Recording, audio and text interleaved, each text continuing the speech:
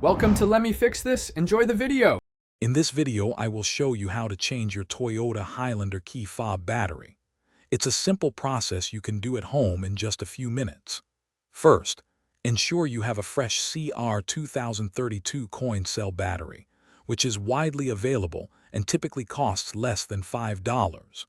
You'll also need a small flathead screwdriver or a plastic pry tool, along with the emergency key from your fob.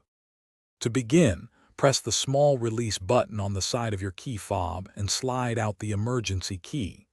Next, look inside the slot where the emergency key was housed. You'll find a small notch. Insert the tip of your emergency key or a small flathead screwdriver into this notch. With a gentle twist, the two halves of the key fob casing will begin to separate. Once the key fob is open, you will see the old battery. Use your small screwdriver or pry tool to gently lift and remove it. Remember to observe which way the positive side of the battery is facing. Now, take your new CR 2032 battery and insert it into the compartment, ensuring the positive side, marked with a plus sign, faces upwards. Make sure it clicks securely into place. With the new battery in place, carefully align the two halves of your key fob casing.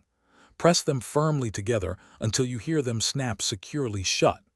Finally, slide the emergency key back into its designated slot.